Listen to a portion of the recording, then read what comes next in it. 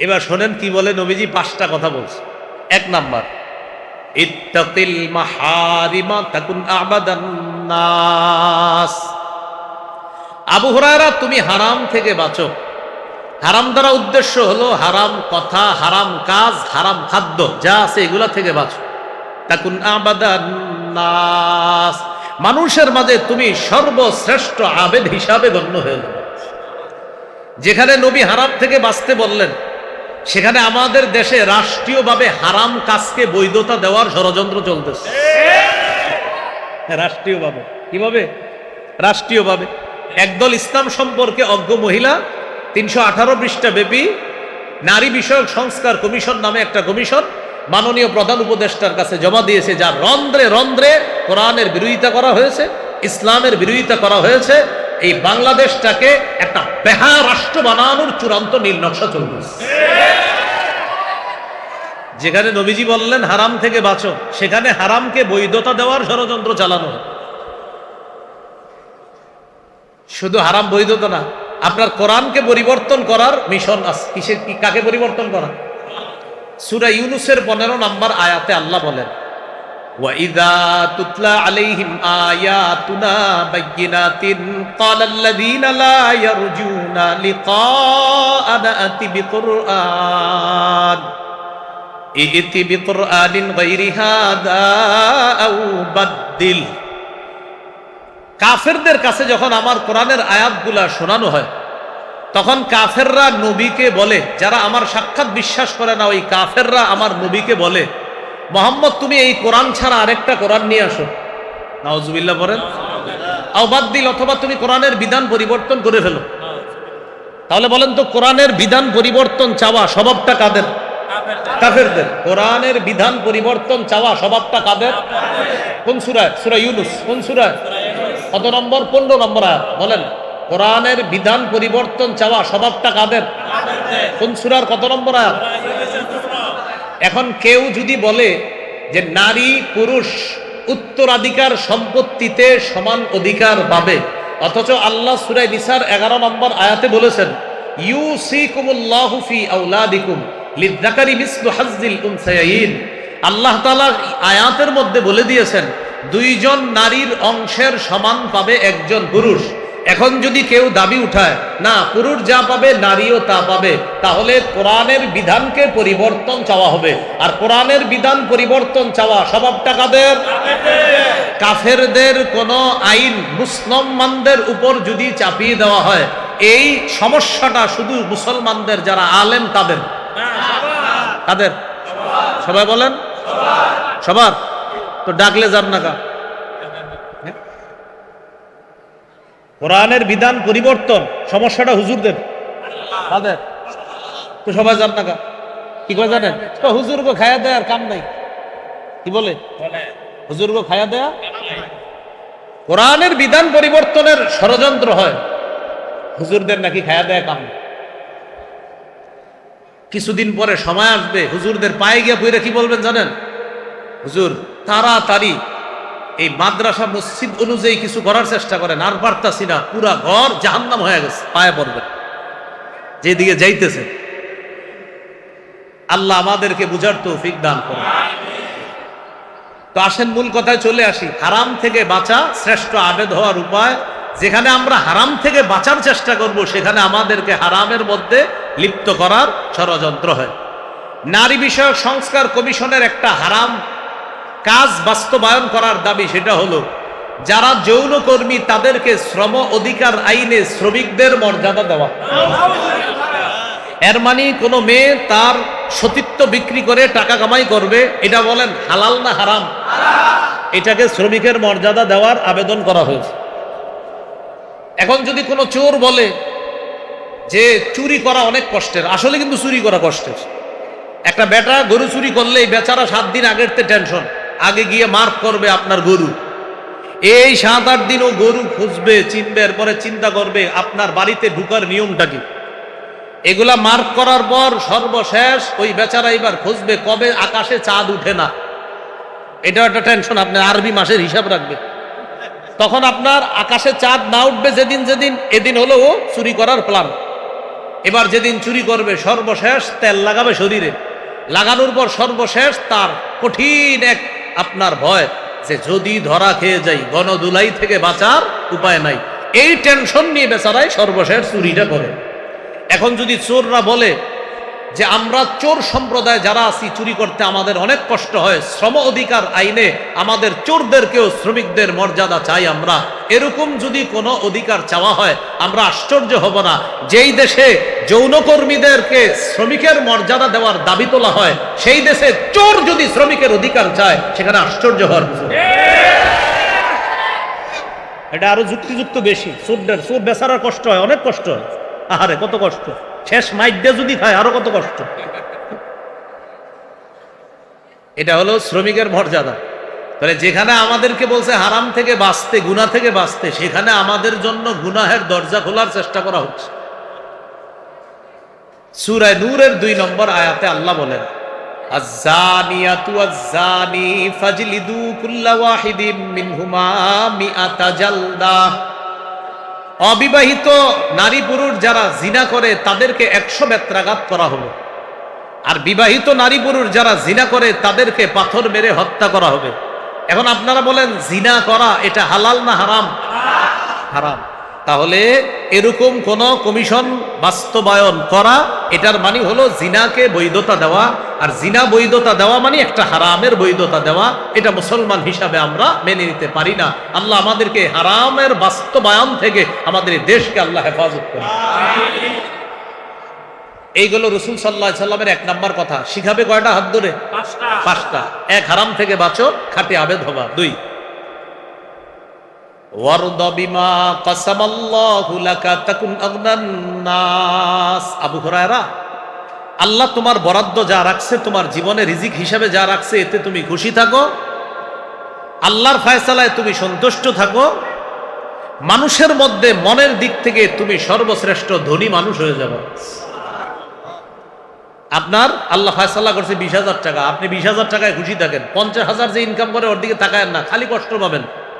50,000 যার ইনকাম, যদি চিন্তা করেন ওর 50, এই চিন্তায় আপনার 30 দিন শেষ হবে, খালি কষ্ট পাবেন।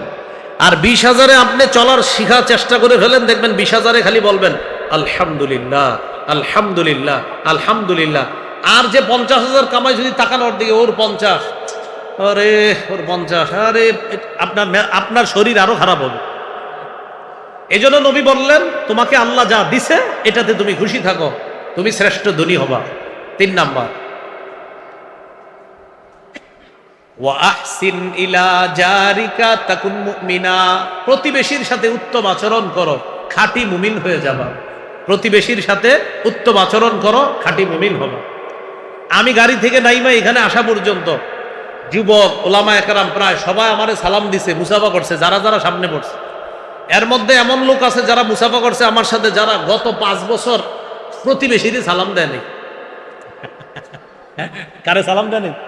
প্রতিবেশীরই। কিন্তু আমারে পুরা হুজুর আসসালাম, হুজুর আপনি মা ঠিক আছে তো, সফর ঠিক আছে তো, প্রতিবেশীরই সালাম দেন। অথচ রাসূল সাল্লাল্লাহু আলাইহি সাল্লাম বলেন প্রতিবেশীর হক আদায় করো প্রতিনিয়ত একটা সালামের মাধ্যমে হলো। সুবহানাল্লাহ। প্রতিবেশীরই সালাম দেয় না কেন? এই তুমি সালাম দেয় না কেন? হ্যাঁ তো আমগো উত্তর ঘরের আব্দুর রহিমে। আরে তারা সালাম দেয় না কেন? আমার ভাতিজা ইউসুফে, এই জন্য সালাম দেয় না। তুমি সালাম দেয় না কেন? কিন্তু আমার কাকায়। মানে আপনি কাকারে সালাম দিবেন না?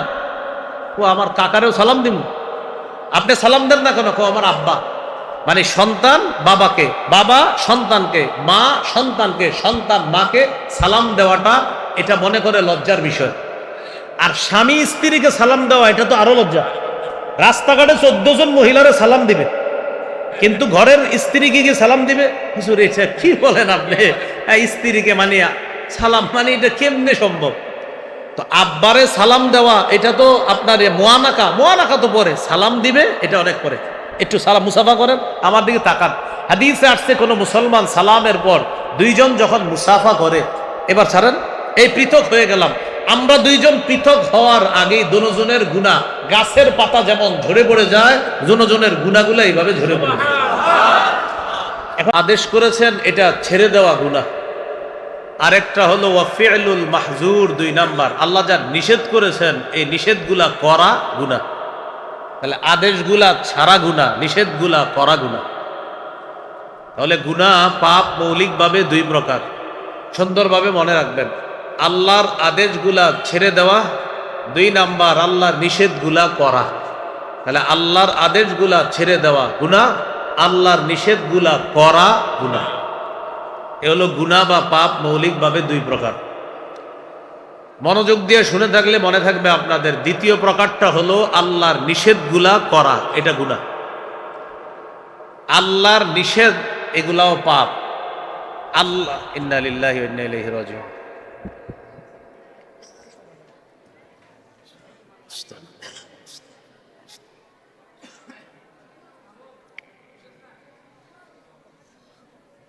আস্তাগফিরুল্লাহ, আল্লাহ সহজ করুন। আমরা ইস্তেগফার করি, ইস্তেগফার করি, আল্লাহ সহজ করে দিবে। আস্তাগফিরুল্লাহ, আস্তাগফিরুল্লাহ,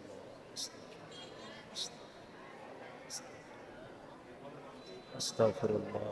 তো ছাত্র ভাইয়ারা ইস্তেগফার করে কথা বলো না। আলহামদুলিল্লাহ।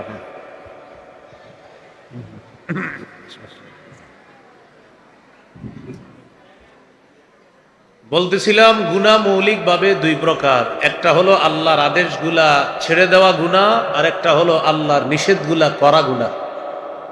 তাহলে কি শিখলাম? আল্লাহর নিষেধাজ্ঞা যে বিষয়গুলা, এগুলা পাপ। এই আল্লাহর নিষেধকৃত যেই পাপগুলা, এগুলা আবার 4 প্রকার। আল্লাহ যেই গুনাহগুলা, যেগুলাকে বলছে এগুলা নিষেধ, এই নিষেধ বিষয়গুলা, এই গুনাহ কয় প্রকার? তাহলে মৌলিক গুনাহ 2 প্রকার। আল্লাহর আদেশগুলা ছেড়ে দেওয়া গুনাহ, আল্লাহর নিষেধ করা গুনাহ। এই আল্লাহর নিষেধ যে গুনাহগুলা, এগুলা আবার 4 প্রকার। 1 নাম্বার আদ-দুনুবুল মালিকিয়া, রুবুবিয়তের গুণের সাথে সম্পর্ক। আল্লাহ যেটা করার কথা এটা বান্দা করা, এটা গুনাহ। যেমন কোন ব্যক্তি নিজেরে বলা আমি রব, নাউজুবিল্লাহ। অহংকার করা, আল্লাহ বলেন আর কিবরিয়া ও রিদাই, অহংকার আমার চাদর, এটা নিয়ে টানাটানি করবা না। তাহলে অহংকারের গুনাহটা, এটা আপনি বান্দা হিসাবে করা, এর মানে আল্লাহর চাদর নিয়ে আপনি টানাটানি করা, এটা নিষেধ, এটা করা যাবে না। তাহলে আল্লাহ যা নিষেধ করেছেন এই গুনাহ 4 প্রকার। 1 নাম্বার আদ-দুনুবুল মালকিয়া, অর্থাৎ রবের সাথে সম্পর্কিত যেই কিছু বিষয় আছে, এইগুলা কোনো বান্দা নিজের মধ্যে দাবি করা, এগুলা গুনাহ। 2 নাম্বার আদ-দুনুবুশ শাইতানিয়া, শয়তানের সাথে সম্পর্ক আছে কিছু গুণ, এইগুলা কোনো বান্দা করা। যেমন শয়তানের কাজ হলো হিংসা করা। এখন কোনো মানুষ যদি হিংসা করে, তাহলে শয়তানের একটা বৈশিষ্ট্য তার মধ্যে চলে আসে, এটা হলো শয়তানি গুনাহ। 3 নাম্বার আয-যুনুবুস সাবঈয়া, বাড়াবাড়ি করা, সীমালঙ্ঘন করা, দুর্বলের উপর অত্যাচার করা, এটা গুনাহ, এটা নিষেধ। বাড়াবাড়ি করা, সীমালঙ্ঘন করা, দুর্বলের উপর অত্যাচার করা গুনাহ। 4 নাম্বার আয-যুনুবুল বাহিমিয়া, পশু সুলভ গুনাহ, যেই গুনাহ পশু করে এগুলা মানুষ করে।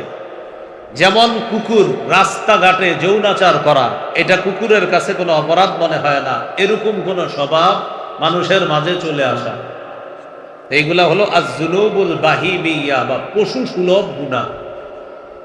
মৌলিকভাবে গুনাহ 2 প্রকার। আল্লাহর আদেশ ছেড়ে দেওয়া, আল্লাহর নিষেধগুলা করা। আল্লাহ যা নিষেধ করেছেন এই জাতীয় গুনাহ আবার 4 প্রকার। 1 নাম্বার আল্লাহর সাথে সম্পর্কিত কিছু বিষয় আছে, এগুলা কোনো বান্দা নিজের মধ্যে দাবি করা, এটা গুনাহ। যেমন রব শুধু আল্লাহ, কেউ বলতে পারবে না আল্লাহ যেমন রব, ফেরাউন বলছে আমিও রব, হ্যাঁ এরকম। অহংকার আল্লাহর চাদর, কোনো মানুষ অহংকার করা মানে আল্লাহর চাদর নিয়ে টানাটানি করা, নিষেধ। 2 নাম্বার আয-যুনুবুশ শাইতানিয়া, শয়তানি গুনাহ, সেটা হলো হিংসা করা, এটা শয়তানের কাজ, এটা আপনার মধ্যে আসা, এটা শয়তান সুলভ একটা গুনাহ আপনার মধ্যে চলে আসা। আরো আছে অনেকগুলা, এটা উদাহরণ দিলাম। আদ-দুনুবুস সাবঈয়া, সেটা হলো বাড়াবাড়ি করা, সীমালঙ্ঘন করা, দুর্বলের উপর অত্যাচার করা। 4 নাম্বার আদ-দুনুবুল বাহিমিয়া, পশু সুলভ আচরণ গুনাহ করা, যেমন বিকৃত যৌনাচার, যৌন লালসা বাসনা ইত্যাদি পূরণের চেষ্টা করা, এগুলো হলো পশু সুলভ গুনাহ করা। আল্লাহ আমাদেরকে হেফাজত করে। ছোট বড় হিসাবে গুনাহ দুই প্রকার। ছোট বড় হিসাবে গুনাহ দুই প্রকার। এক নাম্বার কবিরা গুনাহ করা, দুই নাম্বার সগীরা গুনাহ করা। কবিরা গুনাহ করা যেমন আল্লাহ তাআলা সূরা নিসার 31 নম্বর আয়াতে বলেছেন, ইন তাজতানিবু কাবাইরাল ইসমি, যদি তোমরা কবিরা গুনাহ থেকে বাঁচো। বুঝা গেল কবিরা গুনাহ। যদি তোমরা কবিরা গুনাহ থেকে বাঁচো, বুঝা গেল কবিরা গুনাহ আছে। অন্য আয়াতে আল্লাহ বলেন, ওয়াল্লাযীনা ইয়াজতানিবুনা কাবাইরাল ইসম, যারা কবিরা গুনাহ থেকে বেঁচে থাকে, ওয়াল ফাওয়াহিশা, অশ্লীল কাজ থেকে বেঁচে থাকে, ইল্লাল লামাম, তবে সগীরা গুনাহ। তাহলে আল্লাহ এখানে কবিরার কথাও বলছে, আবার শেষে সগীরার কথা বলছে। বুঝা গেল কবিরাও হয় গুনাহ, সগীরা হয়, গুনাহ বড় হয়, গুনাহ ছোট হয়। তো আল্লাহ তাআলা সূরা নিসার 31 নম্বর আয়াতে বলেন, ইন তাজতানিবু কাবাইরাল ইসমি, যদি তোমরা কবিরা গুনাহ থেকে বেঁচে থাকো। এটার থেকে বোঝা যায় গুনাহ কবিরা হয়। দুই নাম্বার সগীরা গুনাহ, ওই সূরা নিসার 31 নম্বর আয়াতে আছে, নুকাফির আনকুম সাইয়্যাতিকুম, কবিরা গুনাহ থেকে বাঁচলে আমি আল্লাহ সগীরা গুনাহ মাফ করে দেব। বোঝা গেল গুনাহ বড় হয়, ছোট হয়। এই হলো কবিরা গুনাহ, সগীরা গুনাহ। আল্লাহ আমাদের সকলকে সগীরা কবিরা উভয় গুনাহ থেকে হেফাজত করেন। এবার মন দিয়ে একটু বুঝেন, রাসূলুল্লাহ সাল্লাল্লাহু আলাইহি সাল্লামের সাহাবী আনাস ইবনে মালিক রাদিয়াল্লাহু তাআলা আনহু বলেন, ইন্নাকুম লাতা'মালুনা আমালান হিয়া আদাক্কু ফি আ'য়ুনিকুম মিনাশ শারি। বুখারীর বর্ণনা। আনাস রাদিয়াল্লাহু তাআলা আনহু বলেন, তোমরা এমন এমন কাজ করো যেই কাজ তোমাদের কাছে চুলের চাইতে হালকা মনে হয়। চুলের চাইতে হালকা। যেমন আমরা মাঝে মাঝে কিছু গুনাহ করে বলি, এক ব্যাপার না, গুনাহ করে বলি কি ব্যাপার না। হযরত আনাস বলেন, তোমরা কিছু কিছু কাজ করে এটাকে মনে করো চুলের চাইতে হালকা। ওয়াইন কুন্না লানাউদ্দুহা আলা আহদি রাসূলিল্লাহি সাল্লাল্লাহু আলাইহি ওয়াসাল্লাম মিনাল মুবিকাত, অথচ নবীর জামানায় তোমরা যেটাকে চুলের চেয়ে হালকা মনে করো, এটা নবীর যুগে আমরা ধ্বংসযোগ্য অপরাধ মনে করতাম। এখন আপনারা অবাক হচ্ছেন যে হুজুর এই যুগের কথা, হযরত আনাস কি এই যুগের কথা বলছে? হযরত আনাস নবীর সাহাবী, এই যে বললেন যাদেরকে, মানে কি আমাদেরকে বলছে? আবার বুঝেন, হযরত আনাস বললেন তোমরা কিছু কাজ করো এটাকে তোমরা চুলের চেয়ে হালকা মনে করো। তো হযরত আনাস কথাটা কারে বলছে? ওনার যুগের মানুষকে। তো ওনার যুগের মানুষ কখন? নবীর একদম কাছাকাছির যুগে। তাহলে নবীর কাছাকাছি যুগে যারা, তারা কিন্তু বড় গুনাহ করতো না। নবীর কাছাকাছি যুগ 3 যুগ, খায়রুল কুরুনি কারনি সুম্মাল্লাযীনা ইয়ালুনাহুম সুম্মাল্লাযীনা ইয়ালুনাহুম। নবী হাদিসের মধ্যে 3 যুগকে সর্বোত্তম যুগ বলছে। ওই সর্বোত্তম যুগে মানুষ বেশি গুনাহ করতো না। তো ওই যুগে হয়তো কোনো গুনাহ হয়ে গেলে হযরত আনাস বলতেন, মিয়া তোমরা যেই গুনারে চুলের চেয়ে হালকা মনে করো, তো ওই যুগের গুনাহ আর কি, মানুষ তো গুনাহই করতো না। তো হযরত আনাস ওইটাকেই বলতেন, তোমরা এটাকে চুলের চেয়ে হালকা মনে করো, নবীর যুগে এটা ধ্বংসযোগ্য অপরাধ মনে করতাম। আমি চিন্তা করি হযরত আনাস যদি আমাদের যুগের মানুষের গুনাহ দেখতো, সেটারে কি বলতো? ওই যুগে বলছে চুলের চেয়ে হালকা, তো ওই যুগে তো মানুষ গুনাহই করতো না বেশি, সেটা উনি বললেন চুলের চেয়ে হালকা। আর নবীর যুগে নাকি এটা ধ্বংসকারী অপরাধ। তার মানে হযরত আনাসের জামানা সর্বোত্তম জামানার মধ্যেও কিছু পাপকে তিনি বললেন যে এটা কিছুদিন আগে নবী দুনিয়াতে ছিল, তখন ছিল এটা ধ্বংসযোগ্য অপরাধ। মিয়া তোমরা এখন এটা অপরাধী মনে করতেছ না? হযরত আনাস যদি ওই যুগে এমন কথা বলে, আমাদের গুনাহ যদি হযরত আনাস দেখতেন, আল্লাহ জানে কি বলতেন, কি বলে ফেলতেন, তোমাদের তো ঈমানই নাই। আমাদের গুনাহ দেখলে মনে হয় এমনই বলে ফেলতেন, তোমরা এগুলো কি করো? প্রিয় ভাইরা, এই জন্য রাসূলুল্লাহ সাল্লাল্লাহু আলাইহি সাল্লাম বলেন, ইয়াকুম ওয়া মুহাক্কিরাতিজ যুনুব, তোমরা ছোট ছোট গুনাহ থেকেও বাঁচো। রাসূলুল্লাহ সাল্লাল্লাহু আলাইহি সাল্লাম বলেন, একটা দল গেছে কোনো এলাকার মধ্যে বন ভোজনে সফরে গেছে তারা। যাওয়ার পর একটা বনের মধ্যে তারা ঢুকছে, ঢুকার পর তাদের খাবারের প্রয়োজন। নবী হাদিসে বলছে কা কওমিন নাজালু বাতনা ওয়াদিন, এমন জাতির মতো যেই জাতি কোন এলাকায় নামছে, নামার পর তাদের খাবারের প্রয়োজন। তালাশ করে দেখে তাদের সাথে রুটি আছে, তেল আছে, জ্বালানোর জন্য আপনার আগুনেরও ব্যবস্থা আছে, শুধুমাত্র লাকড়ি নাই। তেল আছে, রুটির জন্য আটা আছে, আবার যে আগুন জ্বালাবে এরকমও ব্যবস্থা আছে, কিন্তু আগুনটা জ্বালাবে যে কাঠের মধ্যে, ওই কাঠ নাই, লাকড়ি নাই, অর্থাৎ লাকড়ি আনতে ভুলে গেছে। এখন আপনারা বলেন তো রুটি তৈরি করা কি সম্ভব হবে? আমির সাহেব বুদ্ধি করলেন কি করা যায়, সবার পেটে খিদা, খাবার দরকার, রুটি তৈরি করতে গেলে অনেক সময় প্রয়োজন, লাকড়ি তৈরি কারে পাঠাবো? যদি একজনকে বলি লাকড়ি সংগ্রহ করতে, তাহলে এই ব্যক্তির পক্ষে লাকড়ি সংগ্রহ করা অনেক সময় লেগে যাবে। আমির সাহেব বুদ্ধি করে কি বললেন, সবাইকে বললেন তোমরা প্রত্যেকে একটা একটা লাকড়ি নিয়ে আসো। বলেন তো এখানে আমরা সবাই চট্টগ্রাম গেলাম, এক বনের মধ্যে যাওয়ার পর হঠাৎ আমাদের খাবারের খিদা লাগছে, কিন্তু ইতিমধ্যে খাবার আছে, সব আছে, তৈরি করার জন্য আগুন প্রয়োজন, আগুন নাই। আমির সাহেব যদি একজনকে লাকড়ি আনতে বলে, এতগুলা মানুষের খাবারের জন্য লাকড়ি কি কম লাগবে না অনেক বেশি? এখন এতগুলা মানুষের খাবারের লাকড়ি যদি একজন আনে, তার পক্ষে এতগুলা লাকড়ি আনা সময় কম না অনেক বেশি লাগবে? বুদ্ধি করে যদি আমরা সবাই গিয়ে একটা লাকড়ি নিয়ে আসি, সময় কম লাগবে। আমির সাহেব বুদ্ধি করে বললেন তোমরা সবাই একটা একটা লাকড়ি নিয়ে আসো। সবাই দৌড় দিয়ে একটা লাকড়ি নিয়ে আসছে, একই সময়ে অনেকগুলা লাকড়ি উপস্থিত হয়েছে। নবীজি বলেন এবার অনেকগুলা লাকড়ি উপস্থিত একসাথে হওয়ার পর আগুন জ্বালাইলো, এই আগুন এখন দাউ দাউ করে জ্বলে, সেখানে রুটি বানানো সহজ। আমার উম্মত একটা একটা গুনাহ করলে একটা একটা একটা একটা একটা একটা, তুমি সকালে করেছো একটা, একটু পরে করেছো আরেকটা, আবার করেছো আরেকটা, তুমি আজ করেছো একটা, কালকে করেছো আরেকটা, কালকে করেছো আরেকটা, পরের দিন আরেকটা। হুজুর আমি একটা করছি, এরপরে কয়েকটা করছি, আবার কয়েকটা। নবী বলেন তোমার কাছে মনে হচ্ছে এক এক এক, এবার মিলাও তো, মিলাইলে দেখবা অনেকগুলা হয়ে গেছে। অনেকগুলা লাকড়ি যেমন আগুন জ্বালায়া সব তছনছ করে দিতে পারে, অনেকগুলা আলাদা আলাদা গুনাহ একসাথে হয়ে তোমাকে ধ্বংস করে দিবে। এই জন্য রাসূলুল্লাহ সাল্লাল্লাহু আলাইহি সাল্লাম বলেন ইয়াকুম ওয়া মুহাক্কিরাতিজ যুনুব, ছোট ছোট গুনাহ থেকেও বাঁচো। আয়েশা সিদ্দিকা রাদিয়াল্লাহু তাআলা আনহার বর্ণনা, ইবনে মাজার হাদিস, আম্মাজান আয়েশা সিদ্দিকা রাদিয়াল্লাহু তাআলা আনহা বলেন নবীজি আমাকে বলেছেন আয়েশা ছোট্ট ছোট্ট গুনাহের ব্যাপারে একটু সতর্কতা অবলম্বন করবা।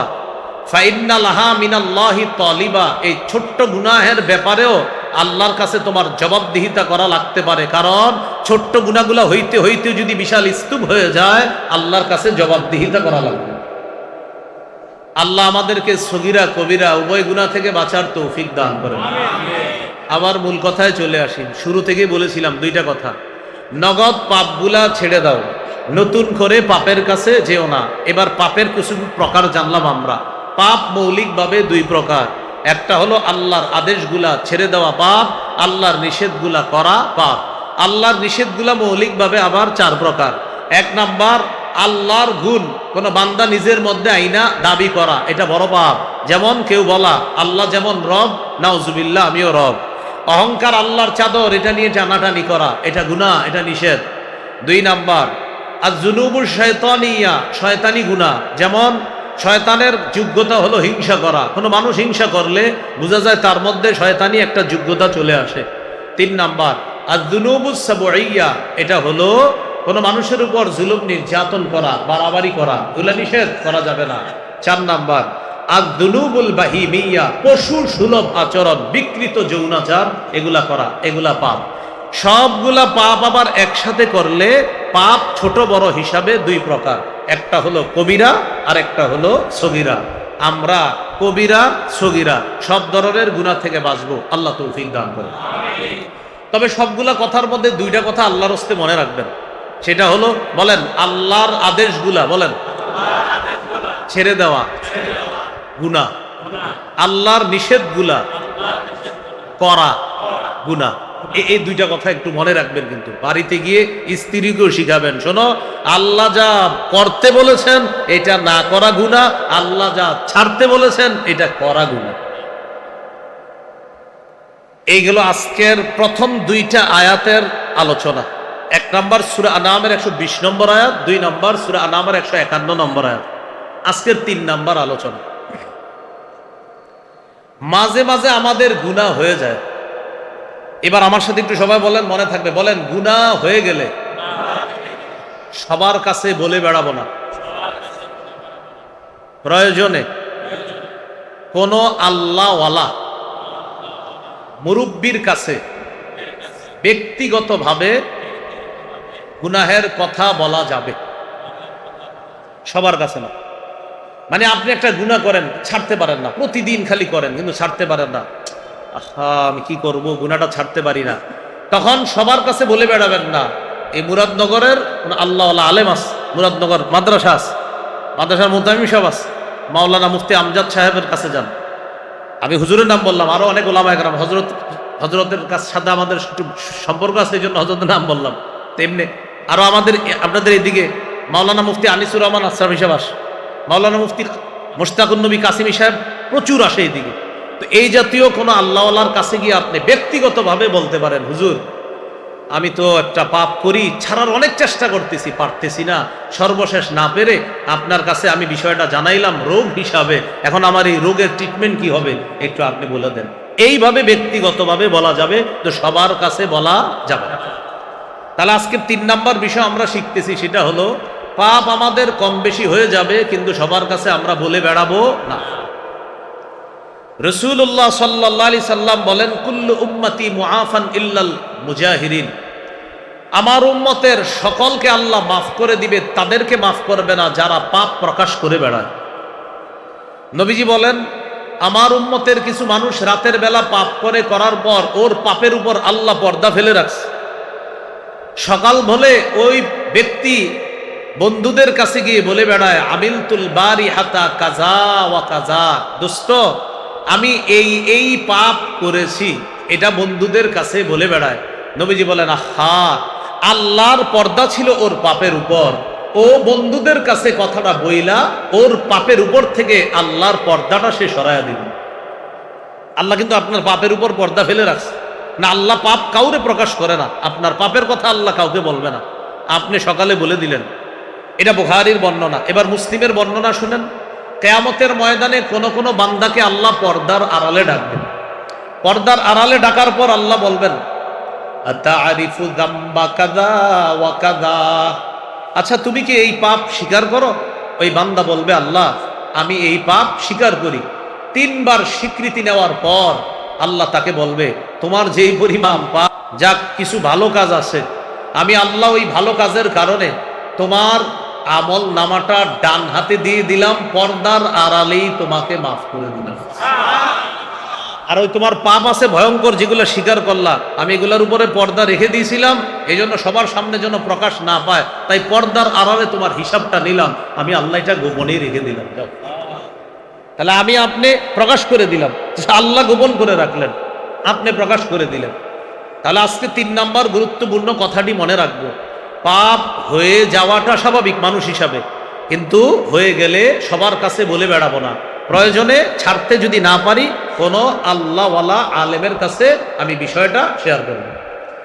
আমাদের অনেক যুবক ভাইয়েরা ফেসবুকে পাপের কথা শেয়ার করেছেন, স্ট্যাটাস দিয়েছেন, কেটে দেন, রিমুভ করে দেন, বন্ধুদের কাছে শেয়ার করে এই নাটকটি আমি দেখেছি, ডিয়ার ফ্রেন্ডস তোমরাও তোমাদের অভিমত শেয়ার করো।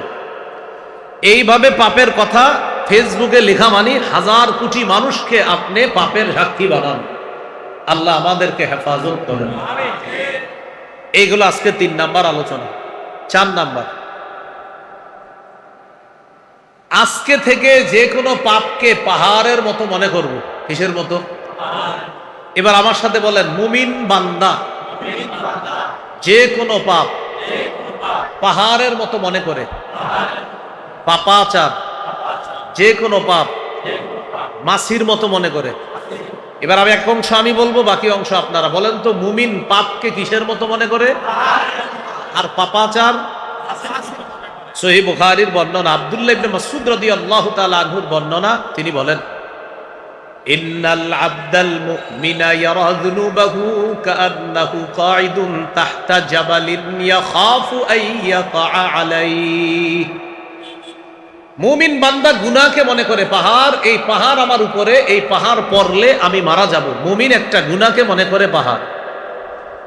ওয়া ইন্নাল ফাজিরা ইয়ারা যুনুবাহু কাদুবাবিন মাররা আলা আনফিহি। পাপাচার গুনাহকে মনে করে মাছি নাকের ডগার সামনে দিয়ে গেছে আর আসছে, কোনো ব্যাপার না। উদাহরণ, এই এলাকার এক ব্যক্তি গত 20 বছর মাশাআল্লাহ তার নামাজ ছুটে নাই। এই ব্যক্তির হঠাৎ একদিন নামাজ কাজা হয়ে গেছে। মসজিদের ইমাম সাহেব দেখে তার মনটা খারাপ। এলাকাবাসীও তাকে মহব্বত করে, কারণ লোকটা সবসময় নামাজি, সবাই মহব্বত করে। এলাকাবাসীও দেখে তার মনটা খারাপ। আসসালামু আলাইকুম, কাকা আপনার মন খারাপ কেন, কিছু হয়েছে? বলে না কাউরে। সর্বশেষ ইমাম সাহেব রাত এশার নামাজের পর রুমে ডাইকা নিয়ে বলে, কি ব্যাপার, আপনার মনটা খারাপ, আমার সাথে একটু বলতে পারেন? চোখের পানি ছেড়ে দিয়ে বলে, হুজুর গত 20 বছর আমার নামাজ ছুটে নাই, নামাজ কাজা হয় নাই। আজকে আমার একত্ব নামাজ কাজা হয়ে যাওয়ার পর এই পর্যন্ত আমার খাবার দাবার কোনো কিছুতে মন বসে না, বাজার সদাই সন্তান পরিবারে আমার মন বসে না। আমার এই 20 বছরে একত্ব নামাজ কাজা হয়ে গেছে। এই বিষয়টা আমি হুজুর মেনে নিতেই পারতেছি না। এটা হলো মুমিনের পরিচয়। একজন পাপাচারের নামাজ কাজা হয়ে গেছে। কেউ ভাই নামাজ পড়লেন না? পড়ি নাই, কালকে পড়বো। কি হয়েছে? কালকে আবার জিজ্ঞাসা করছেন, নামাজ পড়লেন না? পড়ি নাই, কালকে পড়বো। কেউ ভাই জোহর বললেন না? পড়ি নাই, আসর পড়বো।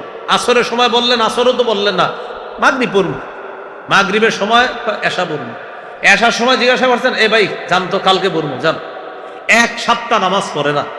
হঠাৎ বৃহস্পতিবারে বললেন, ভাই আপনার এই 7 দিন ধরে নামাজের কথা বলতেছি, বললেন না, এ জান তো কালকে জুমার নামাজ পড়বো, জান। কালকে জুমাও পড়ে নাই। তখন জিজ্ঞাসা করে, ভাই আপনি জুমার নামাজটাও বললেন না, আচ্ছা আগামী জুমায় পড়বো। অর্থাৎ তার কাছে নামাজ পড়া ছাড়া সমান। সে নামাজ মানে মাঝে মাঝে বন্ধুরা ধৈরা ধৈরা নিলে হয়তো যায়, কিন্তু নামাজ ছেড়ে দেওয়া, পড়া মানে এটা কোনো ব্যাপার না। ভাই নামাজ পড়ছেন? পড়ছি। কেন? পড়ছি, মন চাইছে। পড়েন নাই কেন? মন চাইছি, পড়ি নাই, মানে কোনো ব্যাপার না, মাসি। আর একজন ইমানদারের কাছে একক্ত নামাজ মনে হবে যে এই দুনিয়াও যদি আমার ছুটে যায়, একক্ত নামাজ একজন ইমানদারের কাছে মনে হবে এই দুনিয়ার মধ্যে যা আছে এর চাইতে আরো বেশি দাম। এটা আব্দুল্লাহ ইবনে মাসউদ রাদিয়াল্লাহু তাআলা আনহু বলেন, ইমানদার গুনাহকে মনে করে পাহাড়ের মতো, পাপাচার বান্দা গুনাহকে মনে করে মাছির মতো। তাহলে বলেন তো, আজকে থেকে যে কোনো গুনাহকে আমরা কিসের মতো মনে করব? আল্লাহ তৌফিক দান করুন। এই গেল আজকের 4 নাম্বার কথা। 5 নাম্বার কথা, আমার এই 2টি আঙ্গুলের দিকে তাকান। আমি আপনাদের সামনে ঘোষণা করলাম, কারা কারা আগামী 24 ঘন্টায় 100 রাকাত নফল নামাজ পড়বেন। যদি পড়তে পারেন, প্রত্যেককে পুরস্কার হিসাবে একটি মোটর সাইকেল দেওয়া হবে। হয়তো অনেকেই হাত তুলবেন, বেশিরভাগই হাত তুলবেন বা সবাই হাত তুলবেন। যারা মোটর সাইকেল চালাইতে পারেন তারা তো তুলবেনই, যারা পারেন না তারাও। কেন? যে পুরস্কারটা পাইয়া বিক্রি করে দিন। হাত তুলবে সবাই, কারণ 24 ঘন্টায় 100 রাকাত নফল, এটা কোনো ব্যাপার না। তো এই ব্যক্তি মনে করেন, এই হলো একজন, আরেকজন, এই ব্যক্তি 2 ব্যক্তি, যাই হোক আরেকজন। আরেকটা ঘোষণা করা হলো, ভাই আগামী 24 ঘন্টায় যারা যারা একটা গুনাহ করতে পারবেন না তাদেরকে একটা মোটর সাইকেল দাও। এবার হাত উপরের দিকে ওঠে না, না উঠতে গিয়ে আবার নেমে যায়। কয়েকজনের উঠছে আবার নেমে যাচ্ছে। কেন? যাদের উঠছিল ওদের মনে পড়ে গেছে আমি না সুদ খাই। যার উঠতে গেছিল তার মনে পড়ছে আমি না জমির দালালি কইরা আগামীকালকে একজনের 6 লাখ খাবো। হাতটা উঠতে গিয়ে মনে পড়ে গেল, থর আন্দাজি উঠলে হইব, আমি তো দুধ বিক্রি করার সময় মানুষকে খাঁটি বইলে যে 1 কেজি পানি দিয়ে জানে মানুষ। হাত উঠতে গিয়ে ওই ব্যক্তি চিন্তা করে, আমি যে আপেলটা ওজন করে বিক্রি করি আর যে চুপে চুপে পরিমাপে কমাই, মেশিনের মধ্যেও যে কমানোর নিয়ম আছে, এটা কি আর পাবলিক বুঝে? হাত উঠতে গিয়ে আর ওঠে না। তাহলে বললাম 24 ঘন্টায় 100 রাকাত নফল নামাজ, মাশাআল্লাহ সংখ্যা অনেক। 24 ঘন্টা একটাও গুনাহ করবেন না, হাত উঠে না। এখান থেকে বোঝা গেল, এই হলো মনে করেন 24 ঘন্টায় নফল পড়বে 100, আর এ হলো গুনাহ করবে না। এখান থেকে বোঝা যায় 100 রাকাত নফলের চ্যালেঞ্জ দেওয়া সহজ, গুনাহ ছেড়ে দেওয়া কঠিন।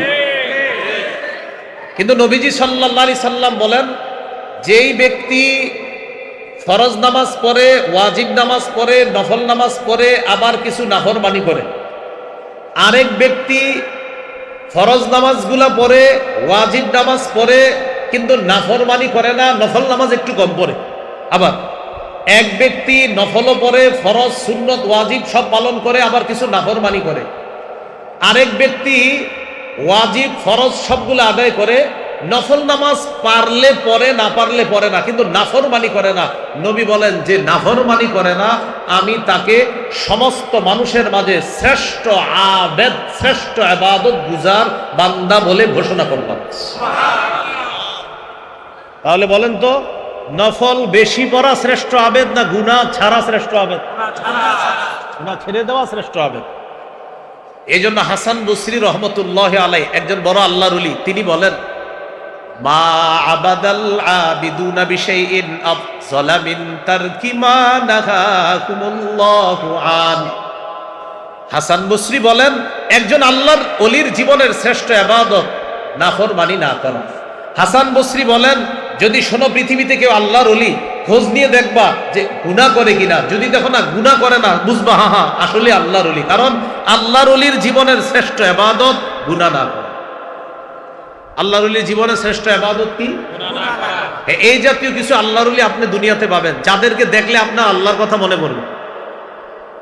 যাদেরকে দেখলে আল্লাহর ওলি চিনার উপায়, কিছু আল্লাহর ওলিদেরকে দেখলে আপনার ইজা রুকু যুকির আল্লাহ, তাদেরকে আপনি দেখলে আল্লাহর কথা মনে পড়বে, আখেরাতের স্মরণ হবে, আর গুনাহ ছেড়ে দেওয়ার মানসিকতা তৈরি হবে। এরকম কিছু মানুষ দুনিয়াতে পাবেন।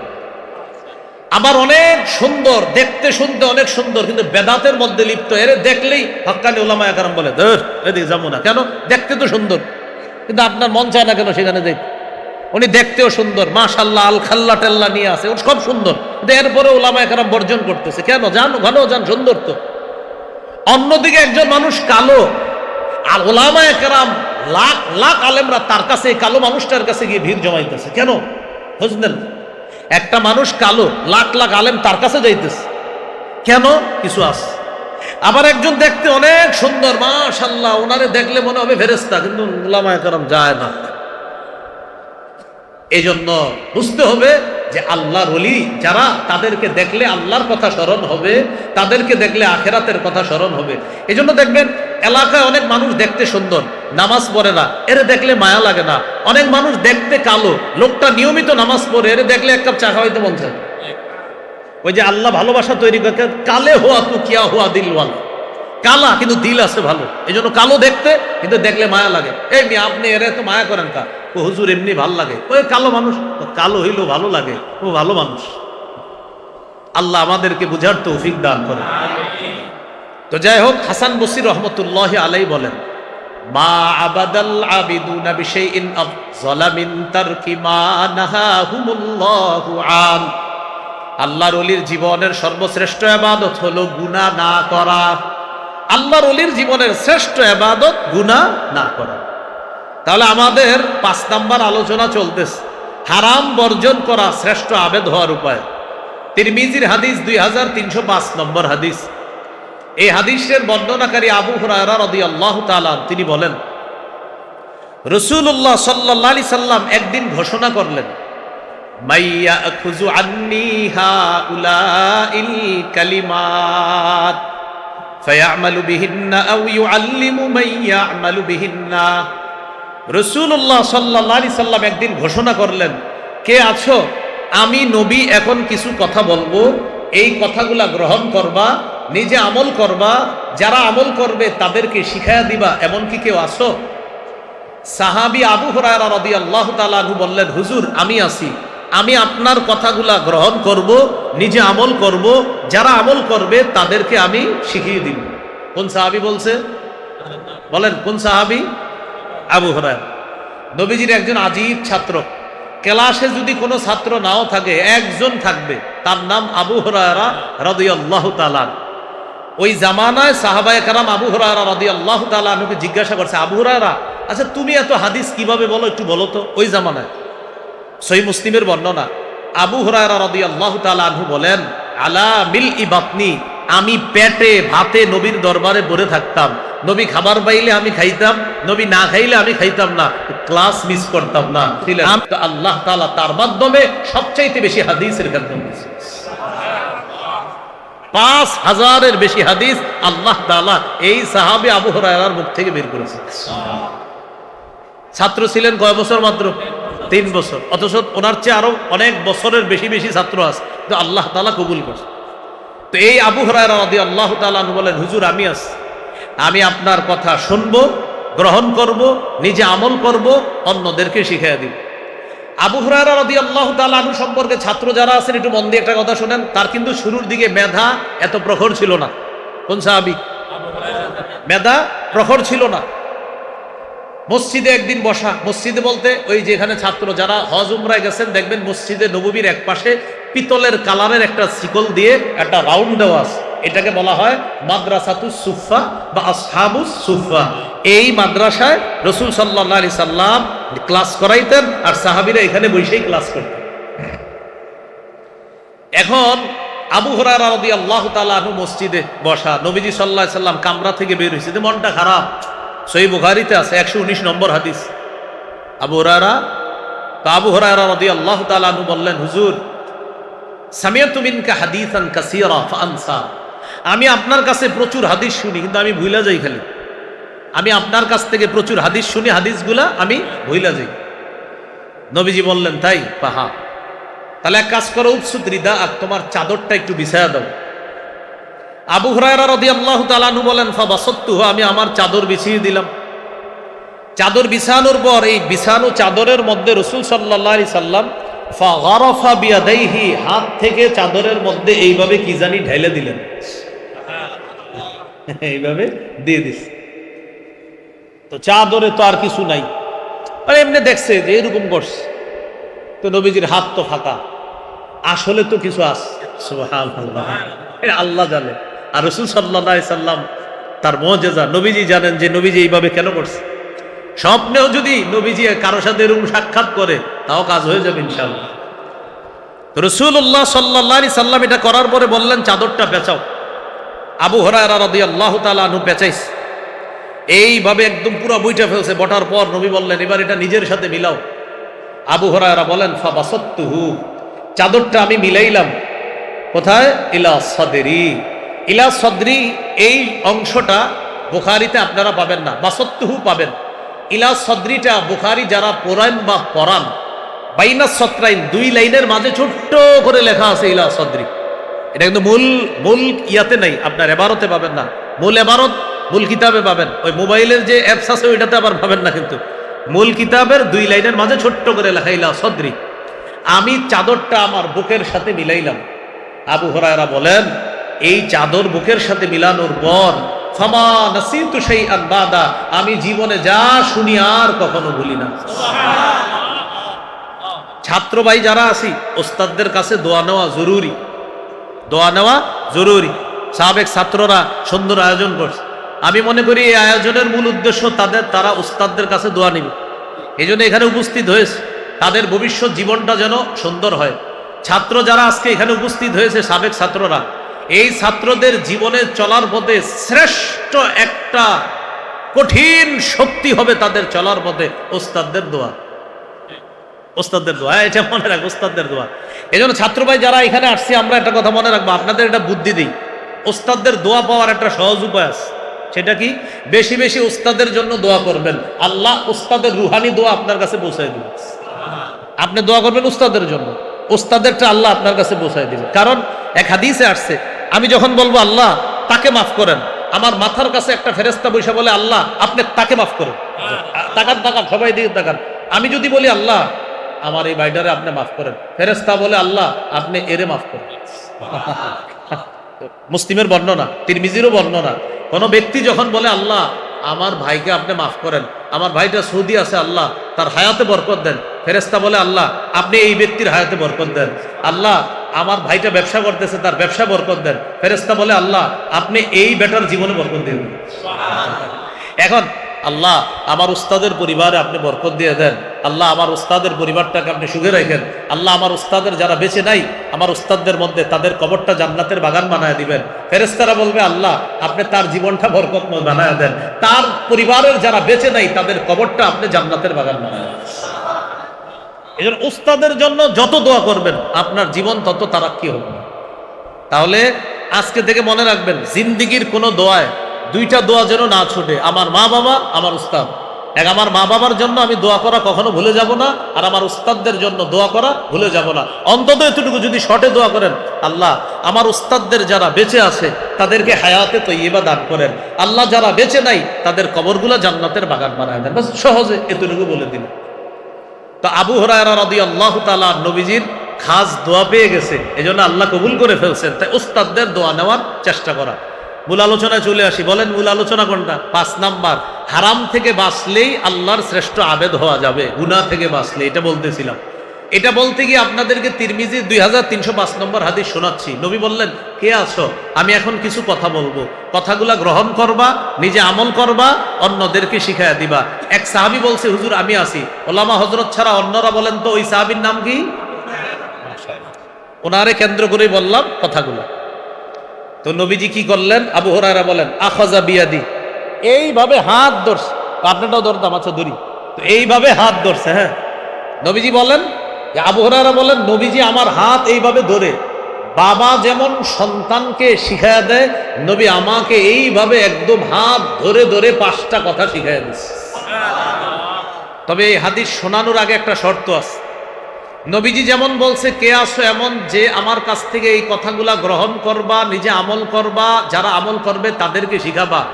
এই হাদিস এই যুগেও যারা বর্ণনা করবে তারাও আপনাদেরকে বলবে যে ভাই আমি নবীজির একটি হাদিস আপনাদের সামনে এখন পেশ করব।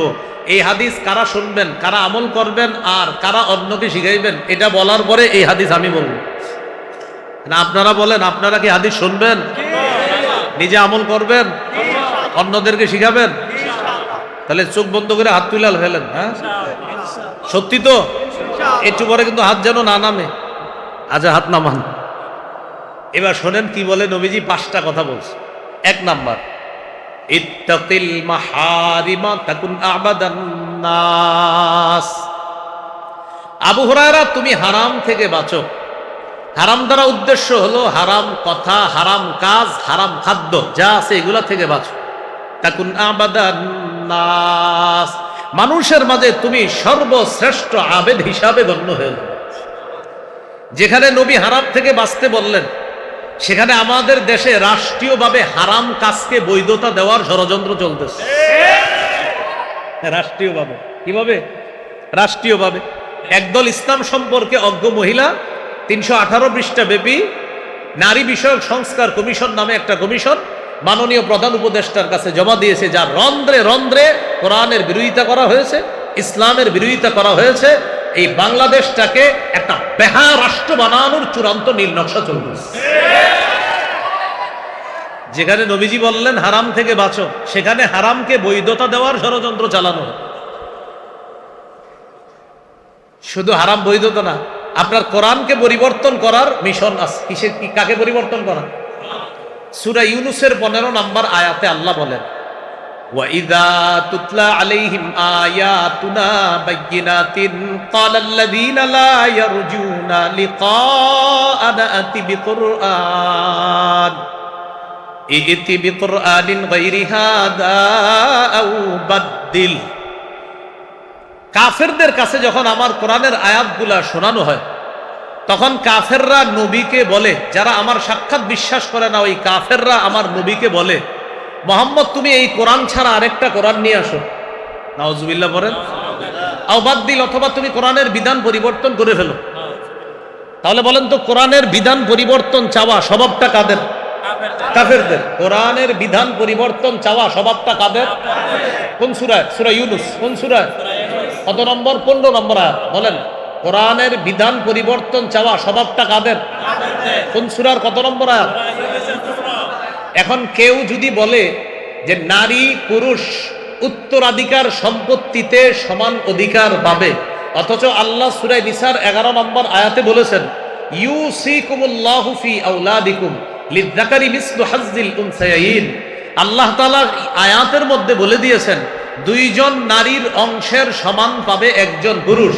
এখন যদি কেউ দাবি উঠায় না পুরুষ যা পাবে নারীও তা পাবে, তাহলে কোরআনের বিধানকে পরিবর্তন চাওয়া হবে।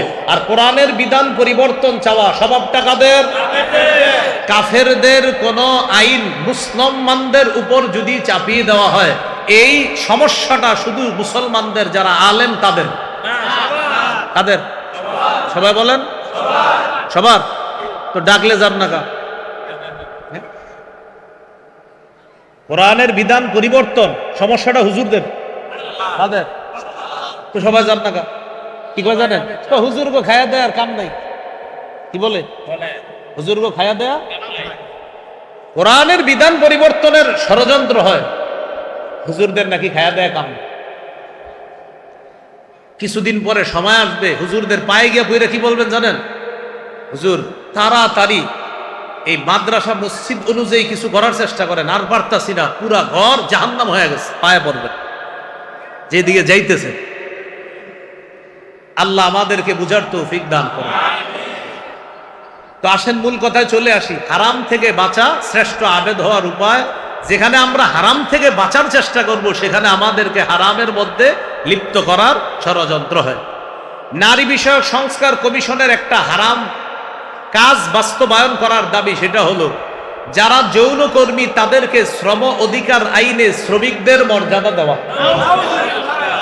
এর মানে কোনো মেয়ে তার সতীত্ব বিক্রি করে টাকা কামাই করবে, এটা বলেন হালাল না হারাম? এটাকে শ্রমিকের মর্যাদা দেওয়ার আবেদন করা হয়েছে। এখন যদি কোনো চোর বলে যে চুরি করা অনেক কষ্টের, আসলে কিন্তু চুরি করা কষ্টের। একটা বেটা গরু চুরি করলে এই বেচারা 7 দিন আগের টেনশন, আগে গিয়ে মার্ক করবে আপনার গরু। এই 7-8 দিন ও গরু খুঁজবে, চিনবে, এরপরে চিন্তা করবে আপনার বাড়িতে ঢুকার নিয়মটা কি। এগুলা মার্ক করার পর সর্বশেষ ওই বেচারা এবার খুঁজবে কবে আকাশে চাঁদ উঠে না। এটা একটা টেনশন, আপনার আরবি মাসের হিসাব রাখবে। তখন আপনার আকাশে চাঁদ না উঠবে যেদিন যেদিন, এদিন হলো ও চুরি করার প্ল্যান। এবার যেদিন চুরি করবে সর্বশেষ তেল লাগাবে শরীরে, লাগানোর পর সর্বশেষ তার কঠিন এক আপনার ভয় যে যদি ধরা খেয়ে যাই গণধুলাই থেকে বাঁচার উপায় নাই। এই টেনশন নিয়ে বেচারাই সর্বশেষ চুরিটা করে। এখন যদি চোররা বলে যে আমরা চোর সম্প্রদায় যারা আছি চুরি করতে আমাদের অনেক কষ্ট হয়, শ্রম অধিকার আইনে আমাদের চোরদেরকেও শ্রমিকদের মর্যাদা চাই আমরা, এরকম যদি কোনো অধিকার চাওয়া হয় আমরা আশ্চর্য হব না। যেই দেশে যৌনকর্মীদেরকে শ্রমিকের মর্যাদা দেওয়ার দাবি তোলা হয়, সেই দেশে চোর যদি শ্রমিকের অধিকার চায় সেখানে আশ্চর্য হওয়ার কিছু নেই। এটা আরো যুক্তিযুক্ত বেশি। চোর বেচারার কষ্ট হয়, অনেক কষ্ট হয়। আহারে কত কষ্ট, শেষ মাইডে যদি খায় আরো কত কষ্ট। এটা হলো শ্রমিকের মর্যাদা। তাহলে যেখানে আমাদেরকে বলছে হারাম থেকে বাঁচতে, গুনাহ থেকে বাঁচতে, সেখানে আমাদের জন্য গুনাহের দরজা খোলার চেষ্টা করা হচ্ছে। সূরা নূরের 2 নম্বর আয়াতে আল্লাহ বলেন আয-যানিয়াতু ওয়াজ-যানি ফাজলিদু কুল্লা ওয়াহিদিম মিনহুমা মিআতা জালদা। অবিবাহিত নারী পুরুষ যারা জিনা করে তাদেরকে 100 বেত্রাঘাত করা হবে, আর বিবাহিত নারী পুরুষ যারা জিনা করে তাদেরকে পাথর মেরে হত্যা করা হবে। এখন আপনারা বলেন জিনা করা এটা হালাল না হারাম? হারাম। তাহলে এরকম কোন কমিশন বাস্তবায়ন করা, এটার মানে হলো জিনাকে বৈধতা দেওয়া, আর জিনা বৈধতা দেওয়া মানে একটা হারামের বৈধতা দেওয়া। এটা মুসলমান হিসাবে আমরা মেনে নিতে পারি না। আল্লাহ আমাদেরকে হারামের বাস্তবায়ন থেকে আমাদের এই দেশকে আল্লাহ হেফাজত করে। এইগুলো রাসূল সাল্লাল্লাহু আলাইহি সাল্লামের 1 নাম্বার কথা। শিখাবে কয়টা? হাত ধরে 5টা। 1, হারাম থেকে বাঁচো, খাঁটি আবেদ হবা। 2, ওয়ারদ বিমা কাসামাল্লাহু লাকা তাকুন আগনান নাস। আবু হুরায়রা, আল্লাহ তোমার বরাদ্দ যা রাখছে, তোমার জীবনে রিজিক হিসাবে যা রাখছে, এতে তুমি খুশি থাকো, আল্লাহর ফয়সালায় তুমি সন্তুষ্ট থাকো, মানুষের মধ্যে মনের দিক থেকে তুমি সর্বশ্রেষ্ঠ ধনী মানুষ হয়ে যাবে। আপনার আল্লাহ ফয়সালা করছে 20,000 টাকা, আপনি 20,000 টাকায় খুশি থাকেন। 50,000 যে ইনকাম করে ওর দিকে তাকায়েন না, খালি কষ্ট পাবেন। 50,000 যার ইনকাম, যদি চিন্তা করেন ওর 50, এই চিন্তায় আপনার 30 দিন শেষ হবে, খালি কষ্ট পাবেন। আর 20,000-এ আপনি চলার শিখার চেষ্টা করে ফেলেন, দেখবেন 20,000-এ খালি বলবেন আলহামদুলিল্লাহ, আলহামদুলিল্লাহ, আলহামদুলিল্লাহ। আর যে 50,000 কামাই যদি তাকানোর দিকে ওর 50, আরে ওর 50, আরে আপনার শরীর আরো খারাপ হবে। এই জন্য নবী বললেন, তোমাকে আল্লাহ যা দিছে এটাতে তুমি খুশি থাকো, তুমি শ্রেষ্ঠ ধনী হবা। 3 নাম্বার, ওয়া আহসিন ইলা জারিকা তাকুন মুমিনা, প্রতিবেশীর সাথে উত্তম আচরণ করো, খাঁটি মুমিন হয়ে যাবা। প্রতিবেশীর সাথে উত্তম আচরণ করো, খাঁটি মুমিন হবা। আমি গাড়ি থেকে নাইমা এখানে আসা পর্যন্ত যুবক ওলামা একরাম প্রায় সবাই আমারে সালাম দিছে, মুসাফা করছে, যারা যারা সামনে পড়ছে। এর মধ্যে এমন লোক আছে যারা মুসাফা করছে আমার সাথে, যারা গত 5 বছর প্রতিবেশীরই সালাম দেয়নি। কারে সালাম দেয়নি? প্রতিবেশীর। কিন্তু আমারে পুরা হুজুর আসসালাম, হুজুর আপনি মা ঠিক আছে তো, সবর ঠিক আছে তো, প্রতিবেশীরই সালাম দেন। অথচ রাসূল সাল্লাল্লাহু আলাইহি সাল্লাম বলেন, প্রতিবেশীর হক আদায় করো প্রতিনিয়ত একটা সালামের মাধ্যমে হলো। সুবহানাল্লাহ। প্রতিবেশীরই সালাম দেয় না কেন? এই তুমি সালাম দেয় না কেন? হ্যাঁ তো আমগো উত্তর ঘরের আব্দুর রহিমে। আরে তারা সালাম দেয় না কেন? আমার ভাতিজা ইউসুফে, এই জন্য সালাম দেয় না। তুমি সালাম দেয় না কেন? কিন্তু আমার কাকায়। মানে আপনি কাকারে সালাম দিবেন না? ও আমার কাকারেও সালাম দিব। আপনি সালাম দেন না কেন? আমার আব্বা। মানে সন্তান বাবাকে, বাবা সন্তানকে, মা সন্তানকে, সন্তান মাকে সালাম দেওয়াটা এটা মনে করে লজ্জার বিষয়। আর স্বামী স্ত্রীকে সালাম দেওয়া এটা তো আরো লজ্জা। রাস্তাঘাটে 14 জন মহিলারে সালাম দিবে, কিন্তু ঘরের স্ত্রীকে কি সালাম দিবে? হুজুর এটা কি বলেন আপনি? স্ত্রীকে মানে সালাম, মানে এটা কেমনে সম্ভব? তো আব্বারে সালাম দেওয়া এটা তো আপনার মোয়ানাকা তো পরে, সালাম দিবে এটা অনেক পরে। একটু সালাম মুসাফা করেন, আমার দিকে তাকান।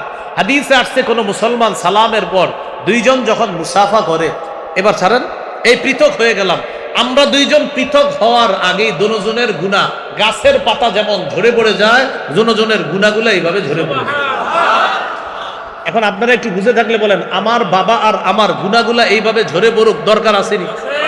বাবারে সালাম দেন, চিন্তা করেন, বাবারে সালাম দিলে বাবার গুনাহ ঝরবে, আমার গুনাহ ঝরবে। মাকে সালাম দিলে মায়ের গুনাহ ঝরবে, আমার গুনাহ ঝরবে। স্ত্রীকে সালাম দিলে স্ত্রীর গুনাহ ঝরবে, আমার গুনাহ ঝরবে। রাস্তাঘাটে কতজন যে সালাম দেয়, স্ত্রীকে সালাম দেয় না। প্রিয় ভাইয়ারা, ঘরে সালাম দিবেন। আল্লাহ আমাদেরকে বুঝার তৌফিক দান করেন। তাহলে 3 নাম্বার, ওয়া আহসিন ইলা জারিক, প্রতিবেশীর হক আদায় করো, তাকুন মুমিনা, খাঁটি মুমিন হবা। 4 নাম্বার, ওয়া আহিব্বালিন নাস মা তুহিব্বু লিনাফসিকা তাকুন মুসলিমা, তুমি নিজের জন্য যা পছন্দ করো মানুষের জন্য তা পছন্দ করবা, খাঁটি মুসলমান হয়ে যাবে। রাস্তা দিয়ে হাঁটতেছেন, আপনার পায়ের মধ্যে একটা কলার সিলকা লাগছে, একটা ইটের টুকরা লাগছে, এটা সরাইয়া দিবেন, কলার সিলকাটা সরাইয়া দিবেন, এই নিয়তে আমার কোন মুসলমান ভাই বোন এই কলার মধ্যে পড়ে অ্যাক্সিডেন্ট হতে পারে, এই নিয়তে সরাইয়া দিবেন। বুখারীর বর্ণনা, আপনার আগের সবগুলা গুনাহ আল্লাহ মাফ করে দিবেন। তাহলে 4 নাম্বার, আজকে থেকে আমরা আমাদের যা অপছন্দ সেটা অন্যের জন্য অপছন্দ, আমাদের যা পছন্দ অন্যের জন্য সেটা পছন্দ করা। 5 নাম্বার, ওয়ালা তুকসিরিদ দিহকা ফাইন্না কাসরাতাদ দিহকি তুমিতুল কলবা, আবু হুরায়রা, বেশি হাসবা না, বেশি হাসি অন্তরকে মৃত বানিয়ে দেয়, বেশি হাসি অন্তরকে মৃত বানিয়ে দেয়। এখন আসেন এই 5টার মধ্যে আমাদের প্রথম কথাটা, আবু হুরায়রা, হারাম থেকে বাঁচো, আল্লাহর শ্রেষ্ঠ আবেদ হয়ে যাবা। তাহলে হারাম থেকে বেঁচে থাকা আল্লাহর শ্রেষ্ঠ আবেদ হওয়ার উপায়, হারাম থেকে বেঁচে থাকা আল্লাহর শ্রেষ্ঠ আবেদ হওয়ার উপায়। বাস এই 5টা কথা আজকে আমরা মনে রাখবো, খুব মন দিয়ে শোনেন। 1 নাম্বার কথা ছিল নগদ পাপগুলা ছেড়ে দাও। 2 নাম্বার কথা ছিল নতুন করে পাপের কাছে যেও না। এই 2 কথায় আমরা কিছু আলোচনা করেছিলাম যে মৌলিকভাবে পাপ 2 প্রকার। একটা হলো আল্লাহর আদেশগুলা ছেড়ে দাও, মাশাআল্লাহ। একটা হলো আল্লাহর আদেশগুলা, বলেন পাপ, আল্লাহর আদেশগুলা ছেড়ে দেওয়া পাপ। 2 নাম্বার আল্লাহর নিষেধ বিষয়গুলা করা পাপ। আল্লাহর নিষেধ বিষয়গুলা, এই পাপ আবার কয় প্রকার? 4 প্রকার। একটা হলো যা আল্লাহর গুণ, এগুলা মানুষ নিজের মধ্যে দাবি করা, এটা পাপ। 2 নাম্বার আয-যুনুবুশ শায়তানিয়া, হিংসা করা শয়তানের কাজ, এটা মানুষ করা পাপ। 3 নাম্বার আয-যুনুবুস সাবউইয়া, সেটা হলো বাড়াবাড়ি করা, সীমা লঙ্ঘন করা। 4 নাম্বার আয-যুনুবুল বাহিমিয়া, সেটা হলো চতুষ্পদ জন্তু, হাইওয়ান, জানোয়ার সুলভ কোনো পাপ করা। সবগুলা পাপ একসাথে করে ছোট আর বড় হিসাবে পাপ কয় প্রকার? দুই প্রকার, একটা কবিরা আর একটা সগীরা। এ হলো আমাদের প্রথম দুই আলোচনার আলোচনা। নগদ গুনাহ ছেড়ে দেওয়া, নতুন করে গুনার কাছে না যাওয়া। 3 নাম্বার, আমাদের মানুষ হিসাবে গুনাহ হতে পারে, হওয়ার পরে সকালবেলা সবাইরে বলবো, তাহলে সবাইকে বলে যাওয়া যাবে না। হ্যাঁ, যদি গুনাহটা ছাড়তে না পারি ব্যক্তিগতভাবে কোনো আল্লাহওয়ালার কাছে বলতে পারি। 4 নাম্বার, মুমিন গুনাহকে মনে করবে, মুমিন গুনাহকে মনে করবে পাপাচার, গুনাহকে মনে করবে। 5 নাম্বার, আল্লাহর শ্রেষ্ঠ আবেদ হওয়ার উপায় গুনাহ ছেড়ে দেওয়া, হারাম কাজ ছেড়ে দেওয়া। আল্লাহ আমাদের সকলকে পাপ মুক্ত জীবন যাপন যেন আমরা করতে পারি। প্রকাশ্য গুনাহ, গোপন গুনাহ যেগুলো আছে নগদ ছেড়ে দিব, নতুন করে প্রকাশ্য গুনাহ, গোপন গুনাহ যেন আমরা না করি। আল্লাহ হেফাজত করেন। আমরা দোয়া করব কোন ধরনের শরিয়া বিরোধী আইন যেন আমাদের দেশে বাস্তবায়ন না হয়। ঠিক আছে না ইনশাআল্লাহ?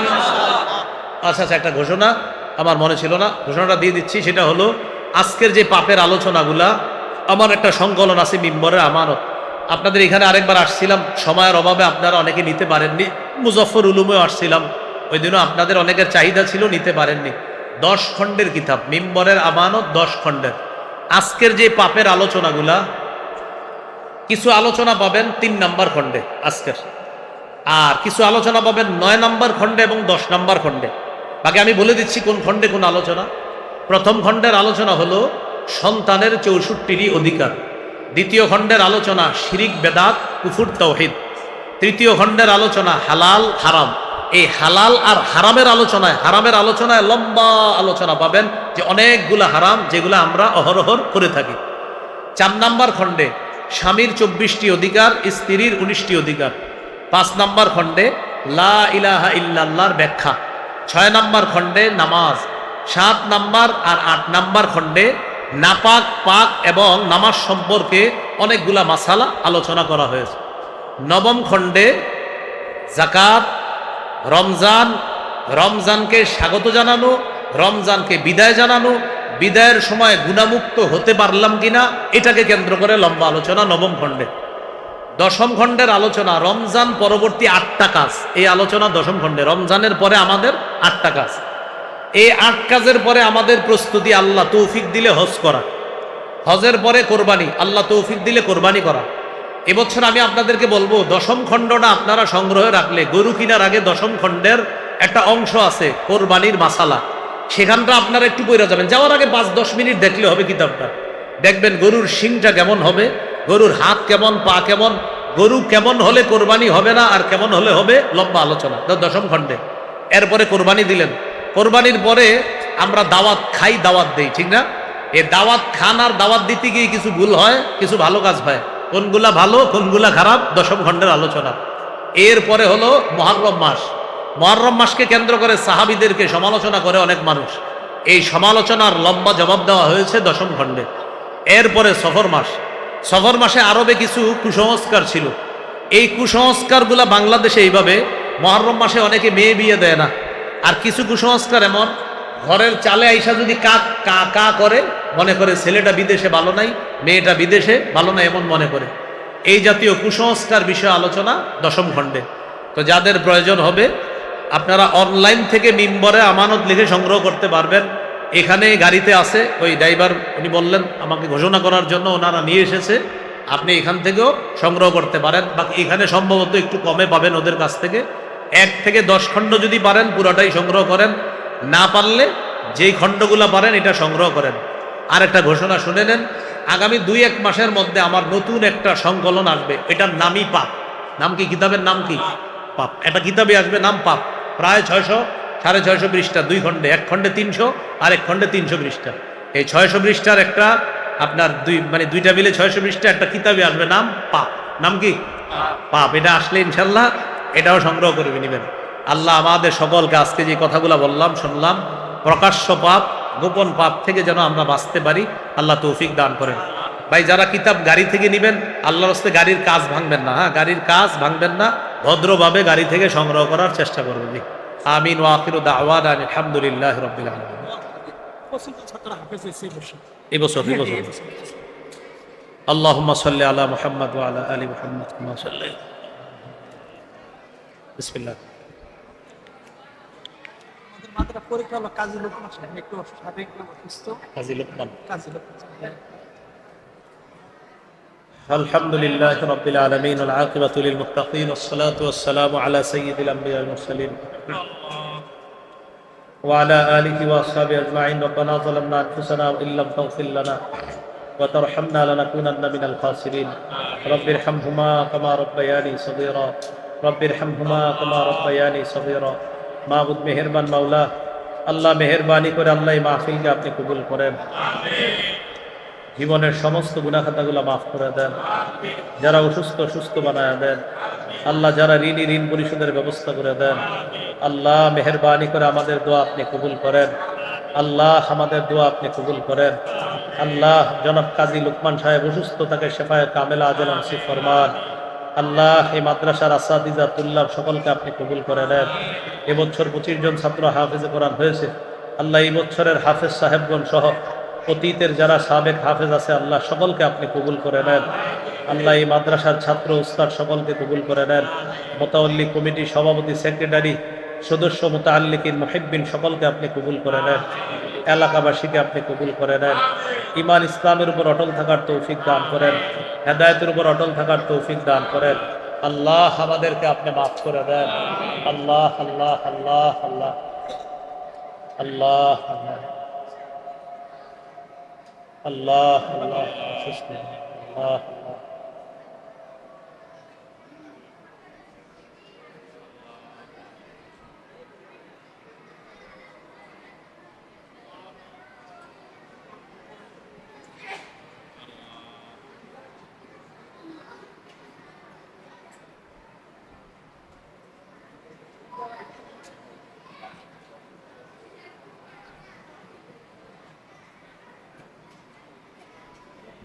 আল্লাহ, মুসাফির মানুষ সফরকে আপনি নিরাপদ করে দেন।